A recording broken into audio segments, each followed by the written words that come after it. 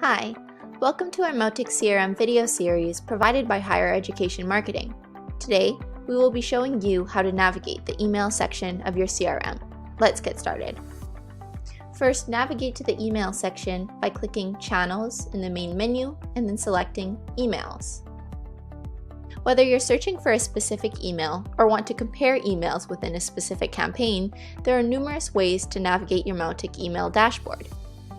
Mautic emails are automatically organized by date, but you can click Name right here to list your emails in ascending or descending order. If you click the Segment/Theme filter button, you can view your emails by different segments such as local agents or local leads, as well as by theme.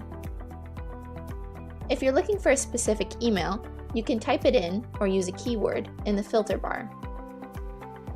If you encounter any difficulties, click the question mark icon to the left of the search bar. This button opens a list of different search commands that will help you conduct more accurate searches. Once you get the hang of these different Mautic features, you'll be able to navigate your email dashboard with ease. And that's it. Now you know how to navigate the email section of your CRM. For more videos, you can check out the Mautic CRM section of our website at higher-education-marketing.com.